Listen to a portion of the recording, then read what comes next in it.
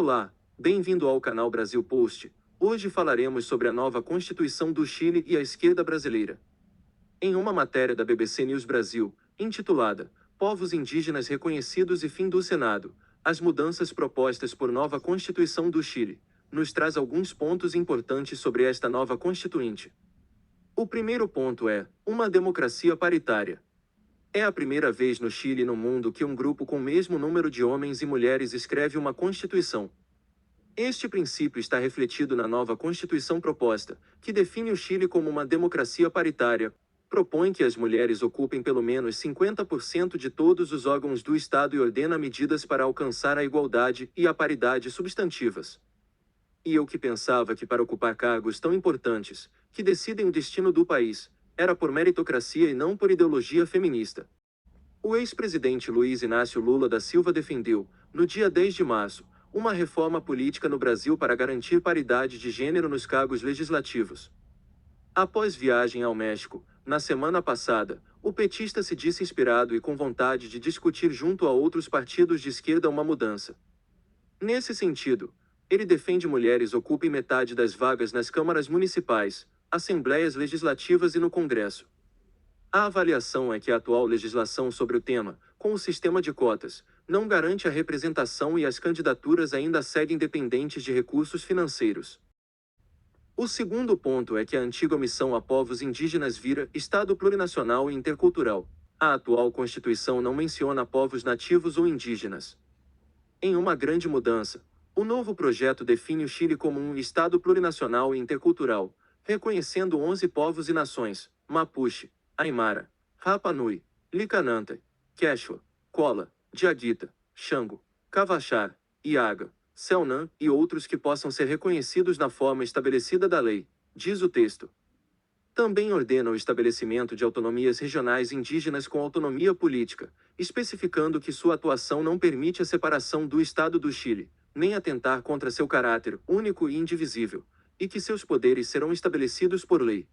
Com esta nova Constituição, o Chile será constituído de pelo menos 11 nações indígenas. Elas serão autônomas e poderão decidir de suas respectivas políticas, sem apelar ao povo chileno. O Chile será uma nação dividida por comunistas chilenos, por chineses, russos e globalistas. O Chile perderá sua soberania através da política indigenista. E no Brasil? No próprio site do ex-presidiário, diz que Lula defende a autonomia dos povos e ministério para tratar dos interesses indígenas. Com o ex-presidiário, os países europeus, o Canadá e China negociarão com os próprios indígenas e não mais com o governo brasileiro. A Amazônia será internacionalizada sem precisar de interferência externa. O terceiro ponto é o aborto. A atual Constituição protege explicitamente a vida do nascituro, mas não impediu em 2017 a descriminalização do aborto em 3 situações, pois o Tribunal Constitucional afirmou que a criminalização não era um mecanismo ideal para proteger o nascituro, e que a sanção penal absoluta colide com os direitos das mulheres. Para a esquerda, os direitos das mulheres abrangem o assassinato de bebês. Nem precisa falar que o Lula é um grande defensor do aborto. E podem ter certeza que se Lula vencer, o STF aprovará o aborto. O quarto são os acessos à água. É muito bom e importante que todos tenham água, mas a questão que solucionará este problema levará à agenda ambiental extremista.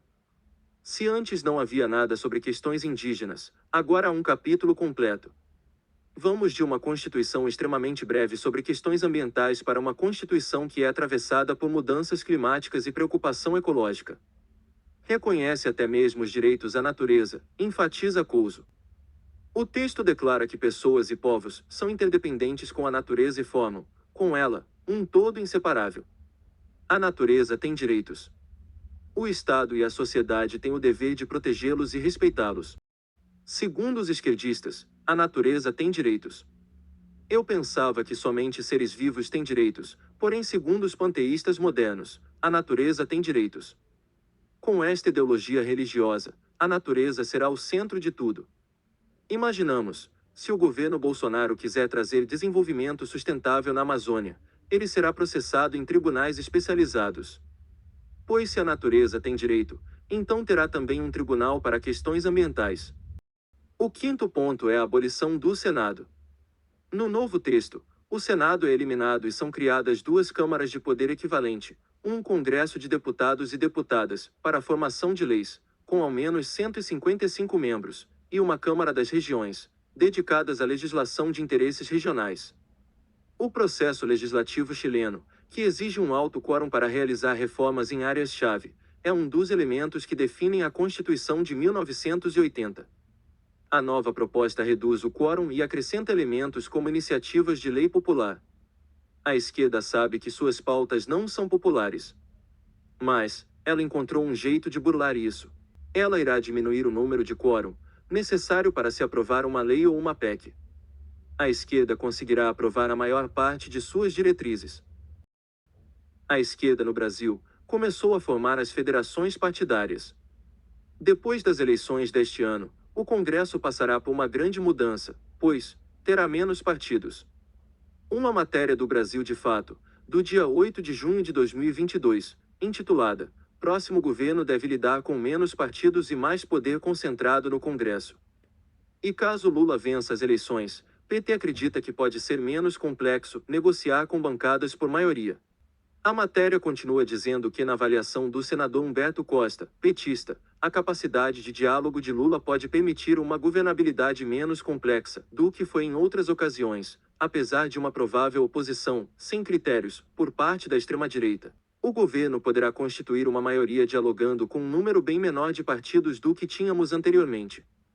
Quando tínhamos 30 partidos, eram 30 negociações. Se chegarmos a ter de 12 a 15, certamente negociar com 6 ou 7 pode nos dar a maioria para aprovação de leis ordinárias e de leis complementares, que exigem um quórum maior, vislumbra o petista. Vemos que o Chile está indo para o abismo, que é o comunismo. E se o ex-presidiário, Lula, vencer as eleições, o que na minha visão, não irá se realizar, o Brasil seguirá os mesmos passos que o Chile. Obrigado por assistir e não se esqueça de compartilhar e de se inscrever no canal. Que Deus vos abençoe.